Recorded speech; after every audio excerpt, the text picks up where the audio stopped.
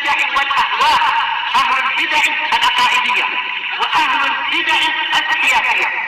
نقول بيننا وبينكم السلف، بيننا وبينكم الكتب، كان فيقول البدع بيننا وبينكم. بسم الله الرحمن الرحيم. الحمد لله الذي أرسل رسوله بالهدى ودين الحق ليظهره على الدين كله وكفى بالله شهيدا وأشهد أن لا إله إلا الله وحده لا شريك له إقرارا به وتوحيدا وأشهد أن محمدا عبده ورسوله صلى الله عليه وعلى آله وسلم تسليما مزيدا لا نبي بعده. Ikhwani fid din, azdani wa jazakumullah wa barakallahu fikum. Sebelum kita melanjutkan bacaan kita terhadap kitab Al-Ishriyat karya Syekh Abdul Khaliq As-Sabahullah, seperti biasanya hadis yang kemarin kita bahas setorkan terlebih dahulu, yaitu hadis seputar berterima kasih kepada orang yang berbuat baik kepada kita. Dan sudah kami sebutkan doa berterima kasih yang paling nampak dan juga sering kita ucapkan adalah hadisnya siapa? Usamah bin Zaid radhiyallahu anhu, yang diriwayatkan oleh Imam Tirmidzi rahmatullah alaih, yaitu perkataan Nabi kita Muhammad alaihi salatu wassalam, man suni'a ilaihi ma'rufun faqala li fa'ilihi jazakallahu khairan faqad ablagha fis sana. Artinya Rasulullah SAW beliau mengatakan, barang siapa yang telah diberikan padanya suatu kebaikan, kemudian dia mengucapkan kepada pelakunya jazakallahu khairan, maka sungguh dia telah apa? Memberikan pujian yang setinggi-tingginya. Nah, adapun hadis yang kemarin adalah apa? Tata cara dalam membalas budi, membalas kebaikan orang lain. Kalau mampu dengan perbuatan lakukan. Tapi kalau enggak mampu dengan perbuatan, mungkin dia tidak ada perbuatan yang atau benda yang bisa dipakai untuk membalas kebaikan orang lain, doa. Jangan lupa mendoakan orang lain yang sudah berbuat baik kepada kita, sampai benar-benar kita yakin bahwasanya kita sudah membalasi kebaikan tersebut dengan sebenar-benarnya. Hal jazaa'ul ihsan illal ihsan. Tidaklah suatu kebaikan dibalas kecuali dengan kebaikan yang serupa. Tafadhal barakallahu fiik. Antum, tafadhal.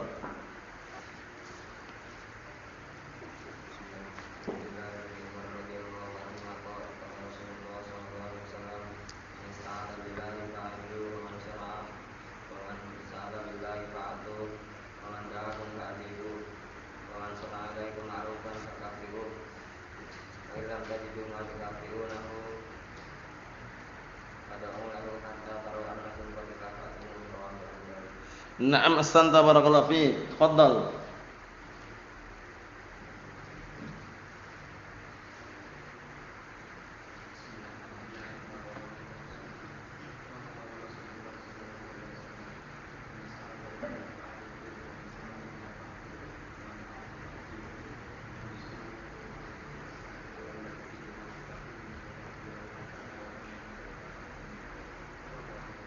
Na'am, ahsanta barakallahu fiik. Tafadhal.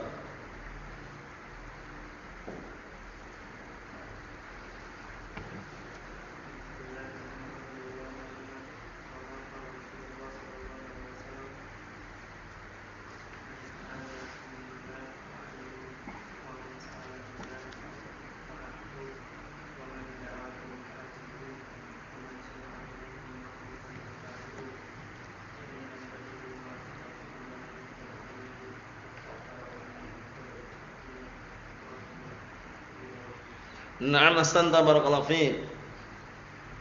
Tafadhal.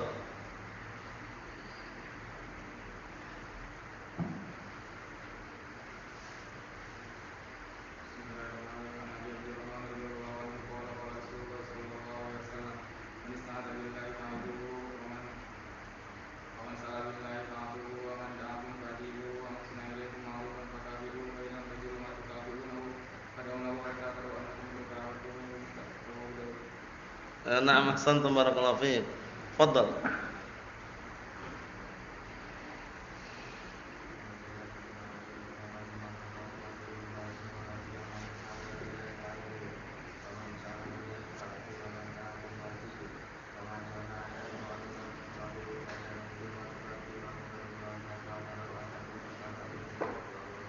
Na'am, ahsantum barakallahu fiik. Tafadhal.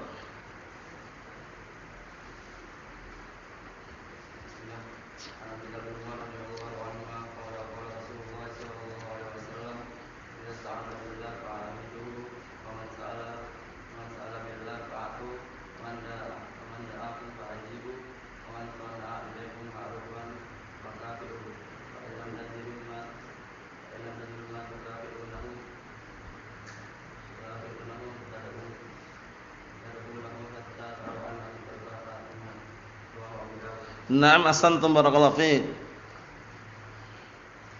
Siap? Tafadhal.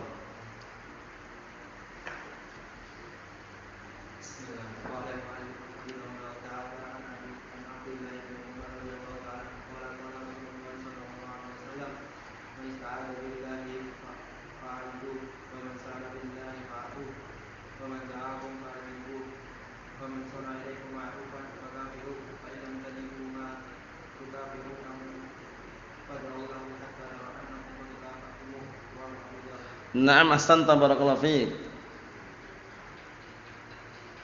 Tafadhal.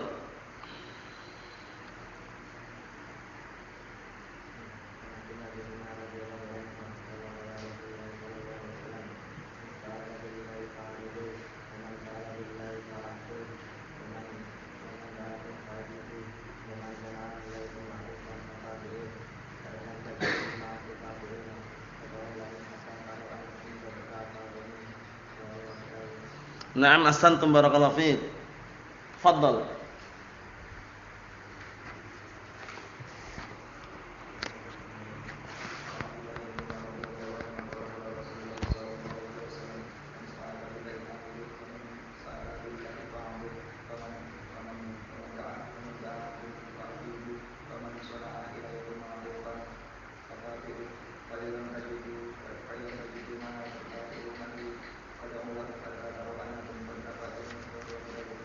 Na'am, ahsantum barakallahu fiik. Tafadhal.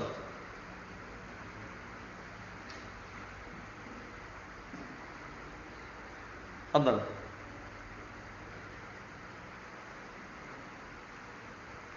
Ayo. Na'am.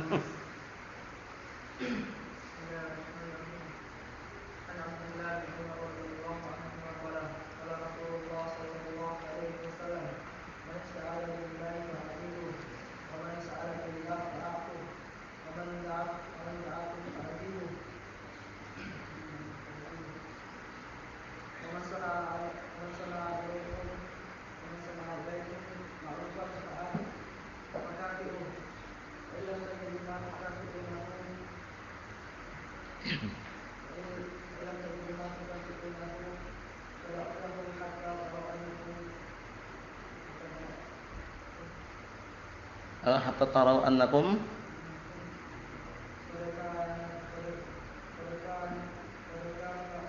Ayo. Na'am, ahsantum barakallahu fiik. Qad kafa'tumuh. Na'am. Tafadhal.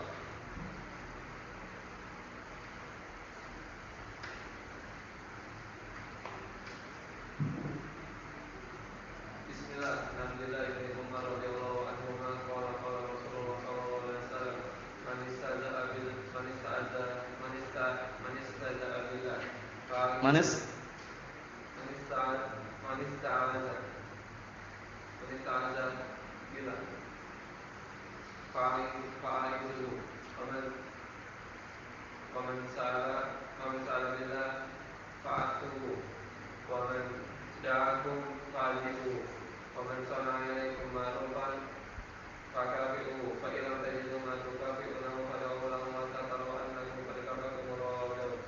Na'am, ahsantum barakallahu fiik. Tafadhal.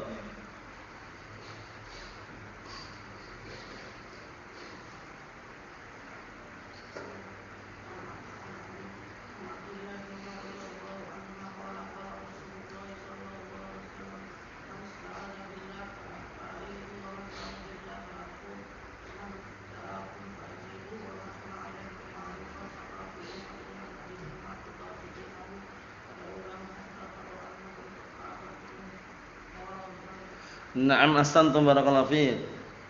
Tafadhal.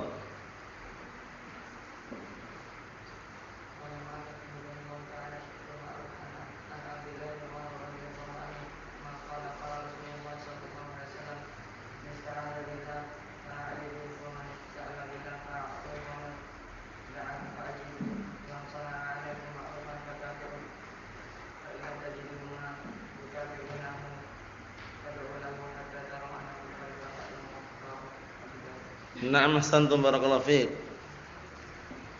Tafadhal.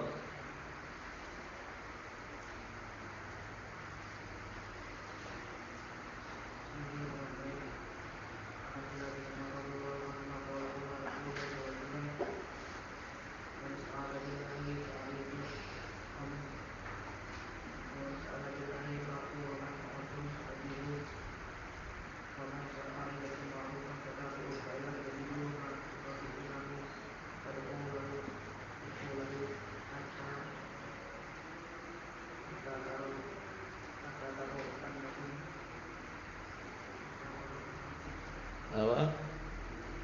Hatta taraw annakum qad.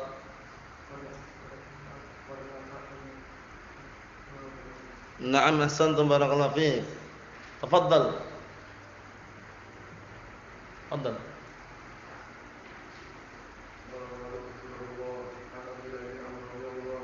An Abdullah bin Umar.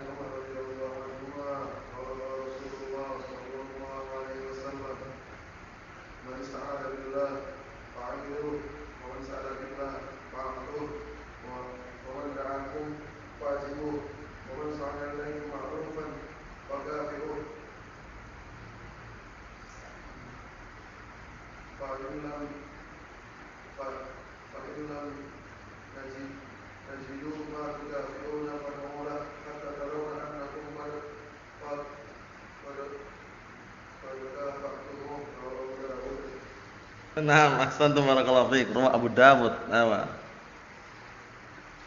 Fadhal. Fadhal.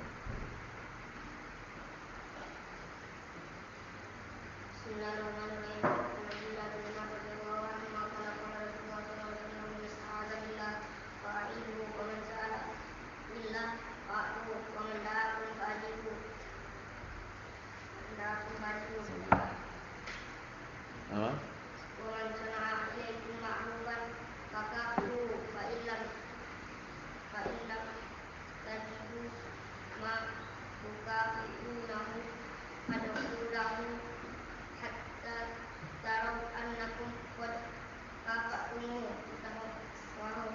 Naam, ahsantum barakallahu fiik. Tafadhal.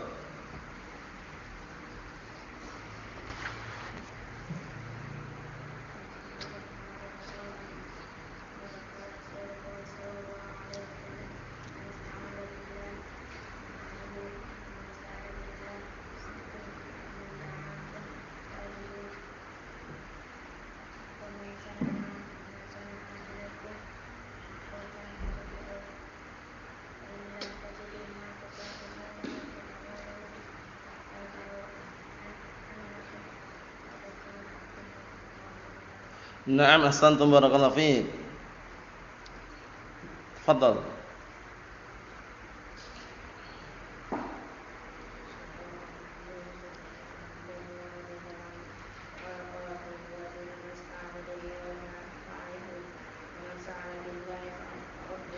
Fa'tu. Fa'ajibu.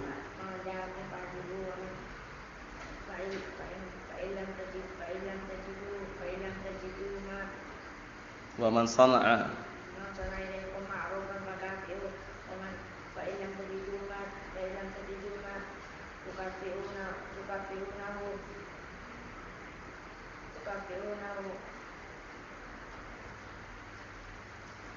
Ewa. Apa? Fad'u.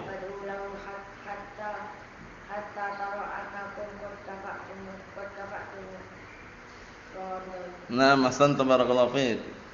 Bismillah. Ya, bismillah.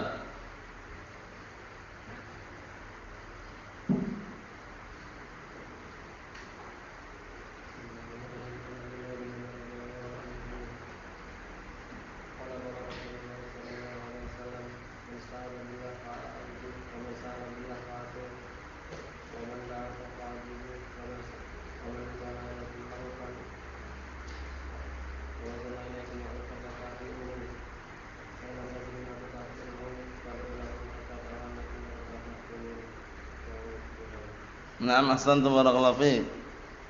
Ayo bismillah. Hah? Belum hafal? Belum siap? Disiapkan. Harus setarkan sama yang lainnya. Kita lanjutkan barakallahu fiikum. Oh, tafadhal. Tafadhal. Terlewatkan ya. Ayo bismillah.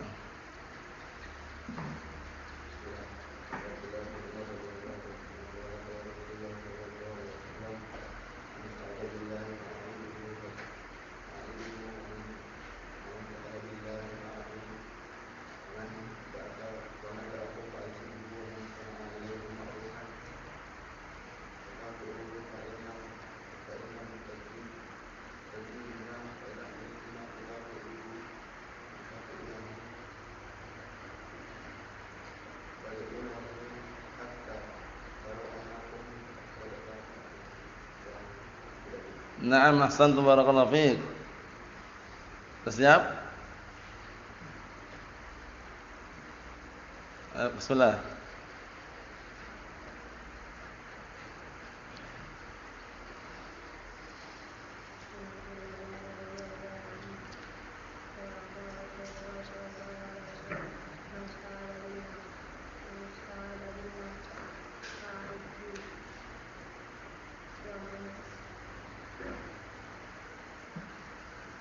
Wa man sa'ala billah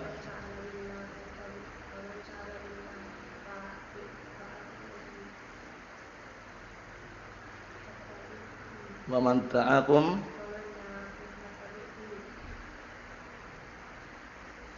wa man sana'a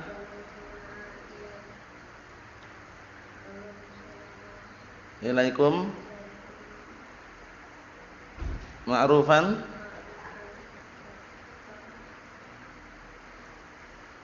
fakafi'uh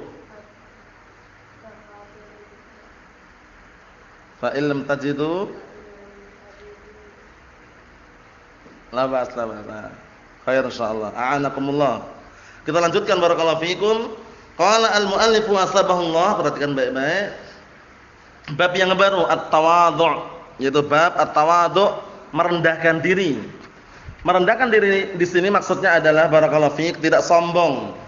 Yang dimaksud tidak sombong adalah sebagaimana hadis yang sudah kita lewati bersama. Hadisnya Abdullah bin Mas'ud radhiyallahu anhu yang diriwayatkan oleh Imam Muslim, kesombongan di situ adalah batrul haqqi wa ghamtun nas. Menolak kebenaran dan meremehkan manusia, itu kesombongan. Lawannya adalah tawadhu', merendahkan diri.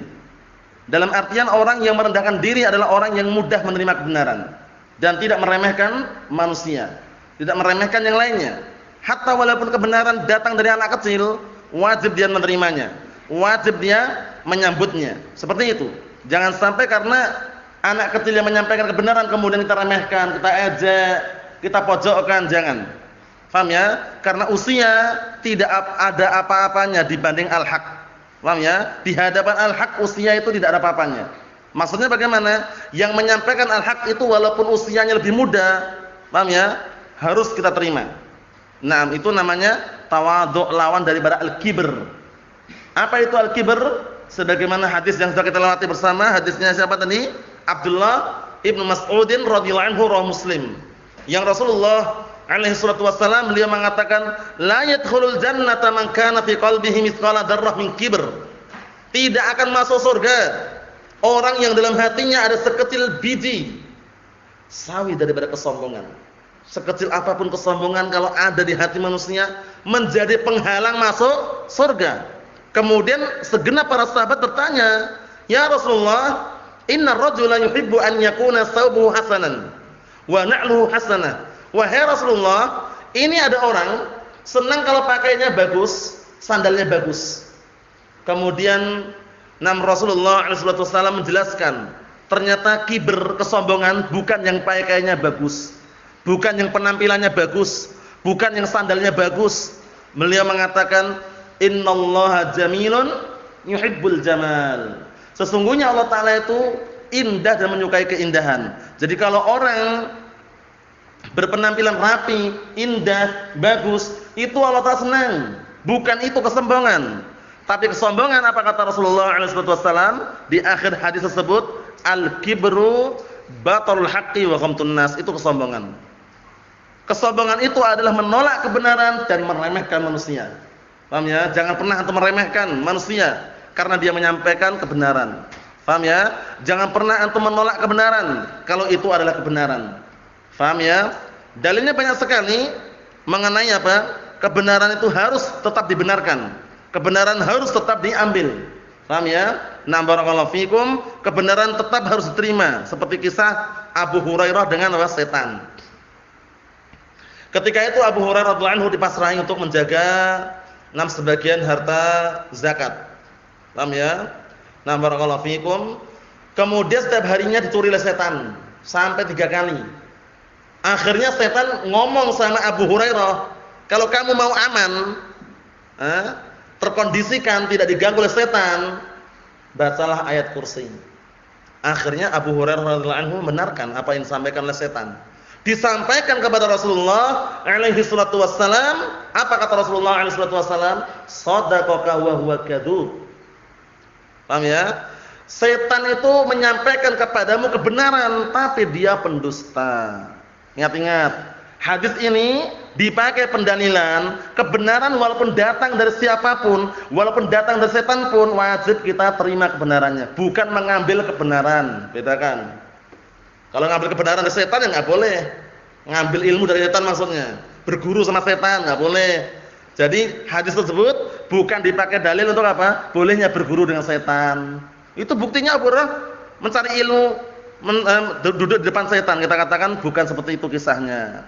Abu Hurairah hanya dikabari oleh setan tentang apa? Keutamaan ayat kursi. Kalau mau baca ayat kursi aman dari gangguan setan. Nah, kebenaran itu diterima oleh Abu Hurairah dan dibenarkan oleh Rasulullah sallallahu alaihi wasallam, shadaqaka wa huwa kadzub. Yang disampaikan setan kepadamu itu benar, tapi dia pendusta. Setan tetap pendusta. Faham maksudnya ya? Jadi kebenaran datang dari manapun harus kita terima. Tapi di dalam mengambil al-haq, mengambil kebenaran, mengambil ilmu harus hanya diambil dari ahlus sunnati wal jamaah. Ilmu fikih, ilmu usul, ilmu mustalah, ilmu hadis, ilmu lughah, semuanya ambillah dari ahlus sunnah. Jangan sampai seperti orang-orang hizbiyun yang mereka kalau ngambil ilmu bahasa Arab dari selain ahlus sunnah, ngambil ilmu usul dari orang-orang IM misalkan, ngambil ilmu barakallahu fikum fikih dari kelompok yang lain. Bukan, semua ilmu terutama ilmu agama ini ambil dari ahlus sunnati wal jamaah. Dalilnya mana? Kalamnya al-Imam Muhammad Ibnu Sirin rahmatullah alaihi yang sering antum dengar dan bahkan antum menghafalnya. Yang diriwayatkan Imam Muslim dalam Muqaddimah Sunan, yang diriwayatkan Imam Muslim dalam Muqaddimah Sahih Muslim. Beliau mengatakan, "Inna hadzal ilma dinun fangduru amman ta'khuduna dinakum." Sering muncul itu kan? "Inna hadzal ilma dinun fangduru amman ta'khuduna dinakum." Sesungguhnya ilmu ini adalah agama, lihatlah dari mana kalian mengambil agama kalian. Kemudian disebutkan dalam muqaddimah tersebut, kalam beliau, fayungdar ila ahlis sunnah fayukhad hadithuhum. Dilihat, ternyata dari ahlus sunnah ilmunya, ternyata dari ahlus sunnah hadisnya, diambillah hadisnya. Tsumma yungdar ila ahli bid'ah falyukhad hadithuhum. Dilihat ternyata dari ahli bid'ah, enggak diambil ilmunya. Jadi ingat-ingat, bedakan antara menerima kebenaran dengan mengambil kebenaran. Mengambil ilmu, mengambil al-haq, mempelajari ilmu dari al-sunnah. Tapi kalau menerima kebenaran dari siapapun datang kebenaran harus diterima. Hatta walaupun dari orang kafir pun, kalau itu kebenaran harus diterima. Ada orang kafir datang ke antum, "Ya akhi, salat 5 waktu itu wajib." Benar enggak ucapannya? Salat 5 waktu wajib, benar enggak? Walaupun dia kafir, kita benarkan. Naam, sahih, benar. Jangan antum menolak, "Wah, enggak benar. Antum kafir kok." Nah, enggak bisa. Paham ya? Kalau al-haq harus diterima dari manapun datangnya.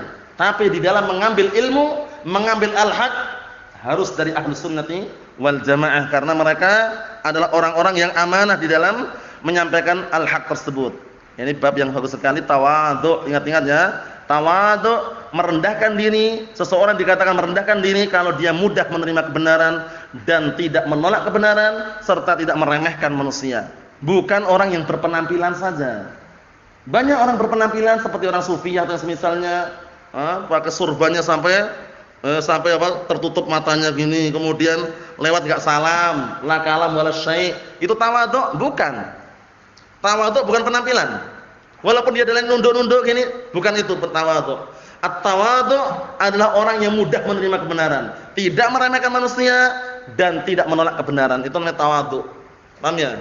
Nah, walaupun jalannya tegap, walaupun dia jalannya lurus, tegap gitu, walaupun tidak menunduk, tapi kalau dengan kebenaran dia tunduk, siap menerima kebenaran, itu namanya tawadhu. Paham ya? Tapi kalau jalannya merunduk, ndungklo, paham ya? Lewat pun enggak salam wala kalam, tapi kalau ada kebenaran dia tolak, meremehkan manusia, itu bukan tawadhu namanya. Namanya sombong, al-kibr, batarul haqqi wa ghamtun nas. Kesombongan itu adalah menolak kebenaran dan meremehkan manusia, mengejek manusia. Hati-hati. Naam. Kita lihat di sini biar tambah jelas. An Abi Hurairah radhiyallahu anhu. Abu Hurairah siapa namanya? Abdurrahman bin Sakhr ad-Dawsi. Ahsan. An Abi Hurairah radhiyallahu anhu, an Rasulillah sallallahu alaihi wasallam qaal. Dari hadisnya Abi Hurairah radhiyallahu anhu dari Rasulullah sallallahu alaihi wasallam, beliau berkata, "Ma naqasat shadaqatun min malin wa ma zadallahu 'abdan bi'afwin illa 'izza wa ma tawadda'a ahadun lillah illa rafa'ahu Allah." Rawahu Muslimun. Masyaallah. Di sini ada 3 poin yang Rasulullah SAW kabarkan kepada kita. Poin pertama perhatikan situ, mana qasad shadaqatun min malin. Tidak akan pernah berkurang apa? Harta orang yang bersedekah. Orang bersedekah itu enggak akan pernah berkurang hartanya. Apalagi sering bersedekah, hartanya enggak berkurang karena dia sering bersedekah. Paham? Wa ma anfaqtum min syai'in fa huwa yukhlifuh. Ya kan? Apa saja yang kalian infakkan berupa sesuatu, Allah Ta'ala akan menggantikannya. Wa khairur raziqin. Dan Allah Ta'ala adalah sebaik-baik pemberi rezeki. Jadi enggak akan pernah berkurang. Orang banyak sedekah, banyak infak, itu enggak berkurang. Walaupun zahirnya mungkin berkurang hartanya, tapi di hadapan Allah Ta'ala tidak berkurang. Masya Allah. Bahkan apa? Allah Ta'ala berikan keberkahan. Mana qasad shadaqatun min malin. Tidak akan pernah berkurang sedekah. Tidak akan pernah mengurangi harta sedekah itu. Paham ya? Itu poin pertama. Karena bersedekah, na'am barakallahu fikum, manakala dia tujukan untuk Allah Ta'ala, walaupun sedikit sedekahnya, walaupun tidak sampai jutaan, walaupun tidak sampai ratusan, hanya ribuan misalkan, di hadapan Allah Subhanahu Wa Ta'ala itu Allah Ta'ala lipat gandakan. Paham ya? Sedekah tersebut. Jadi orang bersedekah tidak akan pernah berkurang hartanya. Dan sedekah kalau dia enggak punya harta, ada dengan cara yang lain. Sudah kita lewati ya. Al-kalimatu thayyibatu shadaqatun. Ucapan yang baik, tutur kata yang baik, ucapan yang indah, ucapan yang bagus, ucapan yang jujur, itu sedekah. Jadi kalau antum misalkan belum bisa sedekah dengan harta, dengan ucapan yang bagus, ucapan yang benar, ucapan yang jujur, itu sedekah di situ. Paham ya? Walaupun tidak dengan harta. Masya Allah. Poin kedua, wa ma zadallahu 'abdan bi'afwin illa 'izza. Dan tidaklah Allah Subhanahu wa taala menambahkan kepada seorang hamba yang suka memaafkan kecuali izza, kemuliaan. Jadi orang ini suka memaafkan. Paham ya? Memaafkan dalam artian seharusnya dia mampu untuk menghukum, dia enggak menghukum. Paham ya? Nah, kadang-kala dia mampu untuk apa? Nah, mendenda, dia tidak mendendanya. Paham ya? Itu namanya apa? Namanya afwin, memberikan maaf. Memberikan maaf. Nah, yang seperti itu modelnya barakallahu fikum. Nah, orang-orang seperti itu Allah Subhanahu wa taala apa? Akan menambahkan kepadanya izza, kemuliaan. Semakin mulia dia. Karena dia punya kekuatan untuk membalas, tapi dia enggak balas. Punya kekuatan untuk dia menghukum, tapi dia enggak menghukum. Tapi dia bersabar. Nah, di situ akan nampak apa? Izza. Itu kemuliaan dari Allah Subhanahu wa taala. Ikhwan fi din azza wa jazakumullah barakallahu fikum. Kita lihat sini. Yang ketiga, wa ma tawadda'a ahadun lillah illa rafa'ahu Allah. Dan tidaklah ada seorang pun yang dia itu tawadhu, merendahkan diri lillah, karena Allah, illa, melainkan rafa'ahu Allah. Allah Ta'ala akan mengangkat derajatnya. Allah Ta'ala akan mengangkat kedudukannya karena tawadhu. Jadi kalau orang mudah menerima kebenaran, itu justru di sisi Allah Subhanahu wa taala itu dimuliakan, diangkat derajatnya. Beda dengan orang yang sombong, nolak, bangkang, nantang, bantah. Sudah tahu itu kebatilan, malah dia nolak, bangkang, bantah, ngayal, sombong. Nah ini tanda kehinaan, kehancuran. Paham ya? Kemerosotan, kemunduran. Paham ya? Karena al-haq itu barakallahu fiik, kalau sudah dihadapkan dengan al-batil, pasti akan hancur al-batil itu dimanapun berada. Enggak percaya, saksikan, buktikan. Kalau al-haq sudah ada di atas, al-haq sudah muncul, al-batil akan hancur. Ingat kisah tragedi Fatu Makkah. Ketika Rasulullah SAW masuk Makkah, kota Makkah, yaitu pada tahun 8 Hijriah Fatu Makkah. Barakallahu fiikum. Di kota Makkah, di sekeliling Ka'bah terdapat berapa berhala? 360 berhala. Paham ya? Langsung beliau pukul dengan apa? Dengan kayu atau tongkat. Seraya beliau mengatakan, "Qul ja'al haqqu wa zahaqal batil, innal batila kana zahuqa." Katakanlah, sungguh telah datang al-haq dan hancurlah kebatilan. Dan kebatilan pasti akan hancur. Karena kebatilan itu kalau dari lawan dengan al-haq, lambat atau cepat akan hancur dia. Cuman nunggu proses, ada yang hancur langsung, ada melalui apa? Tahapan-tahapan. Allah Ta'ala mengatakan dalam Al-Qur'an Karim, "Bal naqdhibu bil haqqi 'alal batil fayadmaghu fa idza huwa zahiq." Paham ya? Itu ayatnya ya. Nah, artinya apa? Bahkan kami timpakan al-haq di atas kebatilan, hancur leburlah kebatilan. Paham ya? Jadi kebatilan itu dimanapun disembunyikan, dibungkus dengan bungkus yang rapi, yang harum, yang wangi, suatu ketika akan terbongkar dan akan nampak. Nah, ketika nampak, al-haq itulah yang di atas. Dan itulah yang Rasulullah sabdakan dalam hadis yang sahih, la tazalu ta'ifatun min ummati dhahirina 'alal haq la yadurruhum man khalafahum wa la yadurruhum man khadalahum hatta ya'ti amrullah. Artinya apa? Akan senantiasa dari kalangan umatku yang mereka itu nampak unggul di atas al-haq. Tidak membahayakan mereka orang yang merendahkan dan tidak membahayakan mereka orang yang menghinakan sampai datang hari kiamat. Al-haq akan senantiasa di atas, barakallahu fiik. Cuman butuh proses. Karena yang namanya al-haq itu ada dua kemungkinan. Apa dua kemungkinan ini? Orang yang memegang al-haq pasti akan mengalami dua kemungkinan. Dua perkara, yaitu apa? Ujian, kemudian pertolongan. Enggak mungkin orang memegang al-haq langsung apa? Langsung dia disukai banyak orang. Kalau orang memegang al-haq, menyampaikan al-haq pasti banyak musuhnya. Paham ya? Sebagaimana perkataan Al-Imam Ibnul Qayyim Al-Jauziyah rahimahullah taala dalam kitab An-Nuniyah, pantunnya. Ingat pantunnya? Al-Imam Ibnul Qayyim Al-Jauziyah rahmatullahi alaih menyebutkan di dalam kitab An-Nuniyah pantun yang sangat bagus. Pemegang al-haq pasti akan ditolong dan diberi ujian. Antum hafal pantunnya antum? Antum hafal pantunnya antum? Antum hafal pantunnya? Ihsan? Hafal? Bismillah.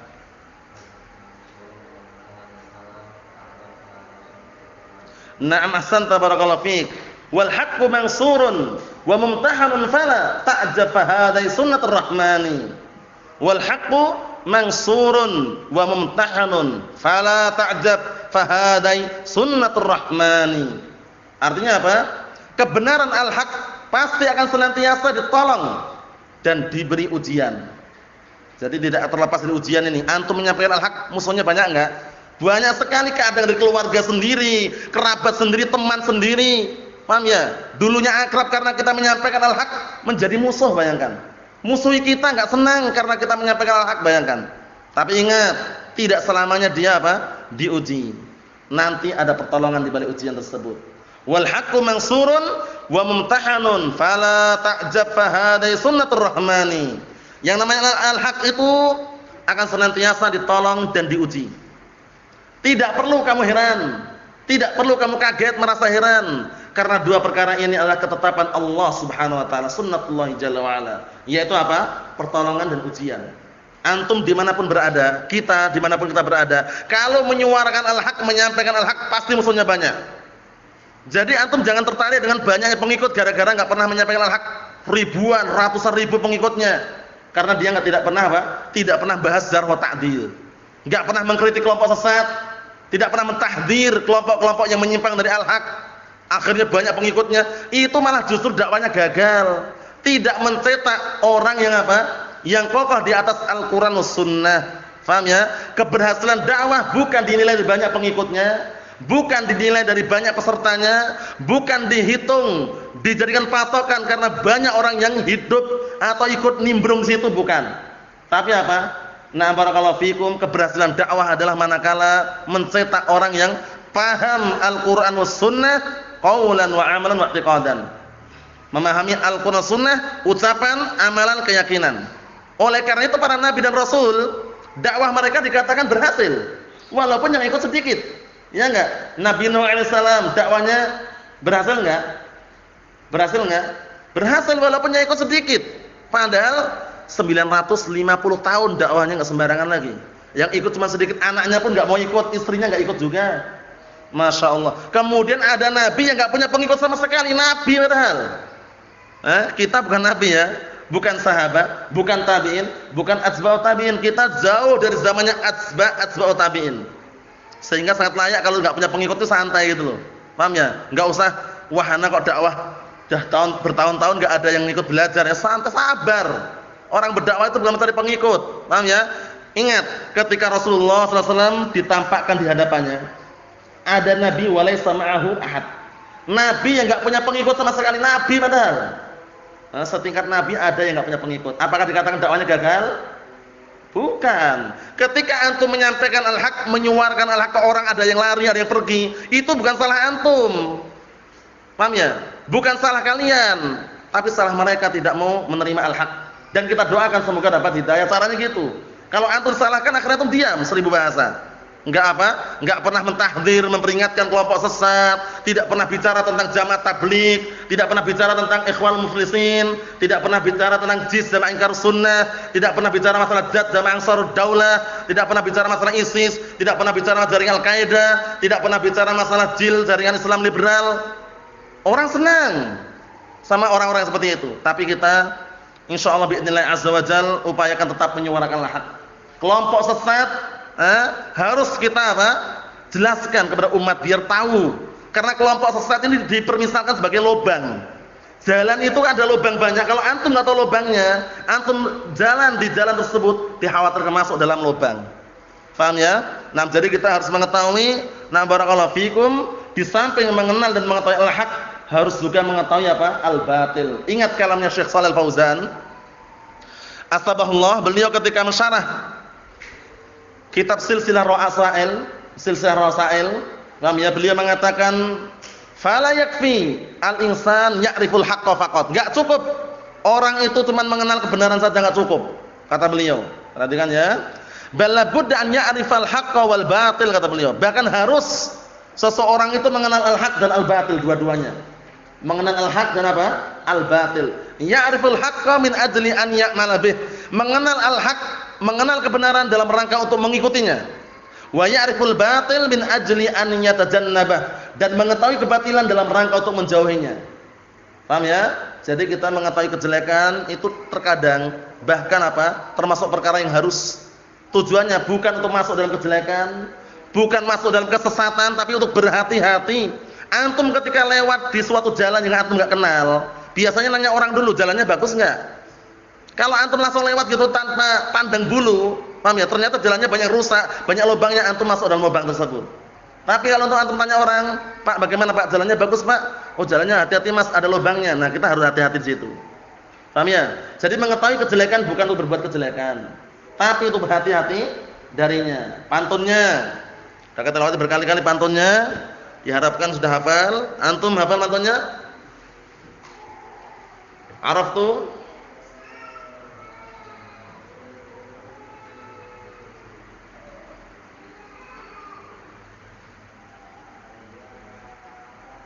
Naam, araftu syarra la syarri, lakin litawaqqihi, wa man la ya'rifu syarra minal khairi yaqa'u fihi. Artinya apa? Aku mengetahui kejelekan bukan untuk berbuat kejelekan, tapi untuk berhati-hati dari kejelekan tersebut.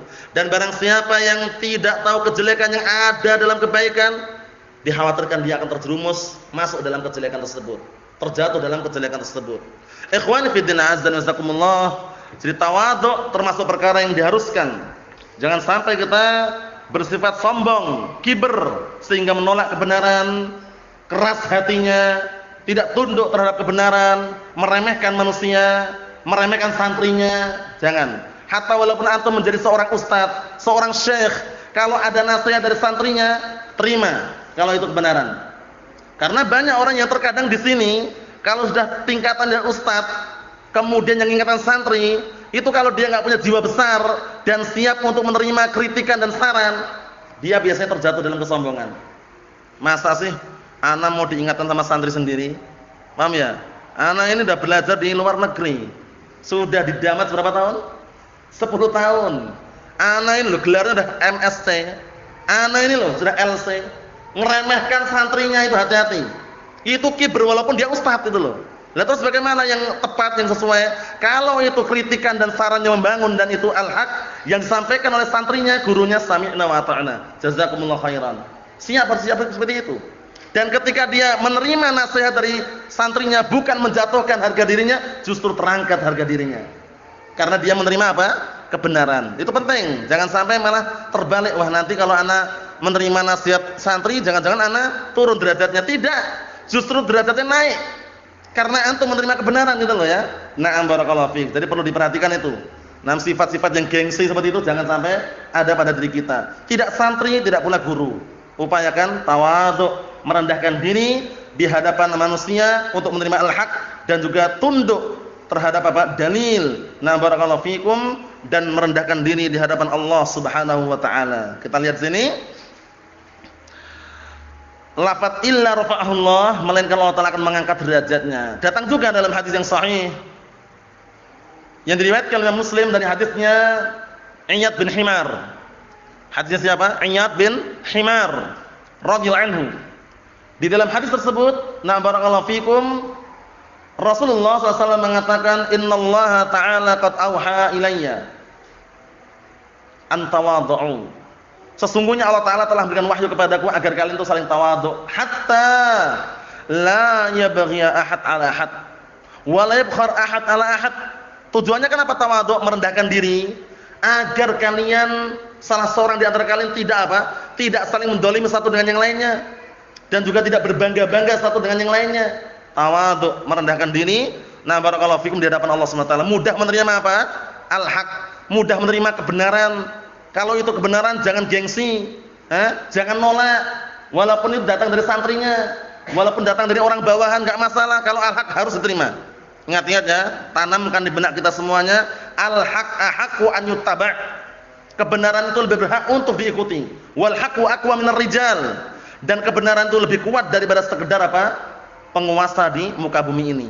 Ikhwani fid din, azza wa jazakumullah. Jadi tawadhu itu sangatlah berat, karena banyak orang yang sombong, apalagi sudah punya kedudukan, apalagi sudah diustadkan, sudah disyekhkan, itu kalau tidak punya jiwa atau sifat tawadhu terjatuh dalam kibr, wal'iyadu billah. Paham ya? Jangan sampai kita, na barakallahu fikum, memiliki sifat tersebut. Tapi hendaknya kita memiliki sifat tawadhu, yaitu merendahkan diri, mudah menerima kebenaran, lunak hatinya. Termasuk cara biar lunak hatinya, sering mendengarkan kajian ilmu Al-Quran Sunnah. Itu terbukti. Kalau orang jauh dari majelis ilmu, jauh mendengarkan, jauh daripada apa? Kajian ilmu, enggak pernah kajian la Al-Quran wala Sunnah, jauh dari majelis ilmu, jauh daripada kajian, enggak pernah mendengar taklim misalkan, barakallahu fikum, la audio wala suara wala syai', hatinya keras. Paham ya? Karena hati ini bagaikan tanaman, butuh siraman. Tanaman kalau antum enggak siram, enggak antum pupuk, layu tanaman tersebut. Setelah layu bagaimana? Matilah tanaman tersebut. Begitu pula hati. Hati kita kalau tidak pernah disirami dengan siraman rohani, siraman ilmu Al-Quran dan Sunnah, dikhawatirkan akan mengeras hati tersebut. Setelah mengeras, layu. Setelah layu, mati. Nah, ketika mati itulah dinasihati ngayal, nolak, bangkang, nantang, lawan. Keras hatinya, hati-hati. Paham ya? Nah, semoga kita dijauhkan dari hal yang seperti itu. Nah, karena zaman dahulu sampai dinukilkan dari kalamnya siapa itu? Imam Malik bin Anas, Imam Darul Hijrah rahmatullahi alaih. Kalau zaman dahulu ilmu itu tidak mendatangi tapi didatangi. Al ilmu yu'ta wala ya'ti, wal ilmu yuzaru wala yazur. Itu kaidahnya. Kalau zaman dahulu kalau ilmu itu didatangi, makanya banyak orang rehlah pergi jauh dalam rangka mengambil apa? Hadis, Bukan 2, cuma 1. Itu bukan sembarangan dari negeri seberang ke Baghdad, kemana ke Syam, mencari hadis. 1 padahal. Masya Allah, zaman dahulu kendaraannya bukan sehebat sekarang. Zaman saat itu kendaraan nggak ada, mobil seperti ini nggak ada, Avanza nggak ada, Nmax nggak ada. Paham ya? Zaman waktu itu masih apa? Serba jadul. Zaman dulu. Paham ya? Tempo dulu. Paham ya? Kendaraannya ya mungkin kalau pakai ya kan keledai, unta, mungkin ya kuda lah paling kenceng misalkan. Itu zaman dahulu. Tapi kebanyakan mereka jalan, biasanya rehlah mencari apa? Hadis, bayangkan itu. Sampai-sampai ungkapan tadi apa? Al-ilmu yu'ta wa la ya'ti. Ilmu didatangi tidak mendatangi. Wal ilmu yuzaru wa la yazur. Dan ilmu dikunjungi, diziarahi, bukan malah mengziarahi. Nah, sekarang di zaman-zaman yang penuh kemudahan, ilmu sudah mendatangi, ilmu sudah menziarahi, kok kita malah diam saja, sangat keliru. Paham ya? Seharusnya yang jauh menempuh, yang dekat apa? Merapat. Itu ilmu. Karena di zaman yang penuh dan fitnah sekarang ini, apalagi zaman-zaman Covid-19 ini, ya, kalau kita nggak kuatkan hati kita, udah termakan apa? Termakan modus di luar sana itu. Banyak modus di luar sana, modal dusta, ucapan sana kemarin ini, kemudian apa? Termakan, ekonomi susah, sulit, lockdown, akhirnya kerja pun malas, ini, ujung-ujungnya stres. Tapi kalau diiringi dengan ilmu seperti ini, coba bayangkan, antum terasa nggak nih majelis ilmu ini? Kalau di luar sana banyak Covid, terasa nggak rasanya? Nggak terasa. Ya seakan-akan nggak ada Covid kan di dalam masjid seperti ini. Tapi di luar sana, di pasar panas, di kantor nggak jauh beda, paham ya? Di jalan raya bising. Ya di masjid yang tenang, barakallahu fiik. Oleh karena itu Nabi kita Muhammad SAW beliau mengatakan apa? Wa majtama'a qaumun fi baitin min buyutillah yatluna kitaballah wa yatadarasunahu bainahum illa nazalat 'alaihim sakinah. Ini poin ini penting ini. Tidaklah ada suatu kaum yang mereka itu berkumpul di salah satu rumah-rumah Allah, masjid maksudnya, kemudian mereka membacakan Al-Qur'an, mengajarkan ilmu Al-Qur'an, ilmu as-sunnah, melainkan apa? Allah telah turunkan kepadanya ketenangan. Hati tenang, tentram. Walaupun kalau di luar ingat punya hutang banyak. Ya enggak? Kalau di majelis ilmu rasanya enggak punya hutang pokoknya. Bismillah. Paham ya? Nah, tapi di luar walaupun ingat lagi itu pembahasan lain lagi. Sekarang kondisinya bagaimana kalau orang di majelis ilmu? Tenang. Tenang enggak Harun? Tenang. Di luar sana panas walaupun cuacanya dingin. Paham ya? Buka HP Covid-19. Buka lagi zona merah. Buka lagi zona hitam. Banyak. Bingung. Pusing gitu loh. Tapi kalau di majelis ilmu alhamdulillah antum merasakan. Nah, kita baca bawahnya itu. Qala al-mu'allif asbahullah at-tawadhu huwa inkisarul qalbi lillah wa khaddu janahid dhul wa rahmah bi ibadihi, masyaallah. Apa itu tawadhu? Tawadhu itu adalah apa? Patahnya hati untuk Allah taala. Inkisarul qalbi itu patahnya hati. Ya kalau hati itu udah patah, tunduk gitu loh maksudnya. Paham ya? Tunduknya hati kepada Allah Subhanahu wa taala, wa khaddu janahid dhul, dan merendahkan sayap kehinaan kita. Paham ya? Nah, sayap kerendahan diri kita tundukkan, wa rahmah bi ibadihi, dan sayang kepada hamba-hambanya. Ini namanya tawadhu. Paham ya? Nah, barakallahu fikum. Kalau dikaitkan dengan lawannya kibr. Al-kibru sombong, lawannya tawadhu. Dan sudah antum hafalkan kan? Dulu mungkin antum pernah sekolah, kita pernah sekolah, dipermisalkan bagikan apa? Pohon padi. Semakin berisi semakin merunduk, kan itu. Jadi semakin berilmu seharusnya semakin mudah menerima kebenaran, bukan malah nolak, ngelawan, bantah, bangkang, ngayal, jangan. Paham ya? Tunduk. Tapi hidayah taufik di tangan siapa? Allah Subhanahu wa taala. Kita hanya bisa menyampaikan, tidak boleh maksa kehendak orang lain, jangan pernah maksa. Dakwah Ahlussunnah itu bukan dakwah paksaan. Antum menyampaikan sekali, 2 kali, 3 kali, 4 kali, 5 kali, 6 kali, sabar kalau belum menerima. Kita doakan, nasallahu an yahdiyahum, seperti itu. Enggak boleh kita memaksakan harus ikut. Kalau enggak awas, jangan. Lasta alaihim bimusaitir. Kamu enggak akan bisa menguasai hati mereka. Laisa alaika hudahum, bukan di tanganmu hidayah mereka. Innaka la tahdi man ahbabta, sesungguhnya kamu tidak akan bisa memberikan hidayah kepada orang yang kau cintai. Hanya bisa nyampaikan, ya akhi taqillah, ini syirik ya akhi, ini bid'ah ya akhi, ini sunnah. Dia nerima alhamdulillah, berarti hidayah taufik sudah sampai. Kalau dia belum nerima, doakan. Sabar. Terutama biasanya kalau dalam rumah tangga orang tuanya masih ngayel, orang tuanya masih kejawen, orang tua masih menganut aswaja, asli warisan Jawa, paham ya? Dinasihati pelan-pelan. Orang tua proses, paham ya? Nanti didoakan semoga mendapatkan hidayah seperti itu.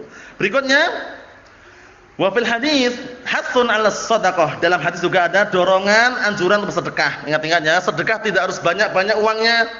Kalau enggak punya uang, dengan apa tadi? Tutur kata yang baik. Al-kalimatu thayyibatu shadaqah. Ungkapan atau ucapan yang baik itu adalah sedekah. Paham ya? Jadi sedekah harus pakai uang enggak? Tidak harus. Ucapan yang baik yang jujur itu dianggap sedekah, bayangkan. Nah, kemudian apa barakallahu fikum wa 'alal 'afwi, memaafkan. Ditoleransi. Paham ya? Ada toleransi itu, dimaafkan dengan cara yang halus, lembut, naik berikutnya. Paham ya? Dimaafkan. Nah, itu termasuk apa? Akhlak yang mulia. Nah, barakallahu fik. Wa 'alat tawadhu, dan dorongan anjuran tawadhu. Rendah diri. Merendahkan diri di hadapan Allah Subhanahu wa taala dan tunduk terhadap al-haq dan tidak meremehkan manusia. Wa hadhi min ummahati makarimil akhlaq, kata beliau, ini merupakan induk, ummah itu induk ya. Ini merupakan induk atau inti daripada akhlak-akhlak yang mulia. Masya Allah. Intaha Subul Salam. Selesai penukilan dari kitab Subul Salam ya. Siapa yang tahu? Sudah kita lewati berkali-kali. Kitab Subul Salam karya siapa, Ihsan? Ingat enggak? Kitab Subul Salam karya siapa, Abdullah? Naam. Karya siapa? Abdurrahman As-San'ani. Syarah terhadap apa? Syarah terhadap apa, Hamdalah? Subul Salam karya Imam San'ani. Syarah terhadap apa? Bang Bulughul Maram. Ingat-ingat ya, itu kita bagus sekali masalah fikih Subul Salam. Nah, barakallahu fikum karya Imam San'ani rahimatullah alaih, syarah terhadap kitab Bulughul Maram. Wallahu alam shawab, ini yang kita ambil. Nanti ini juga yang kita hafalkan insyaallah taala pada pertemuan yang akan datang. Rasulullah sallallahu alaihi wasallam. Walhamdulillahirabbil alamin.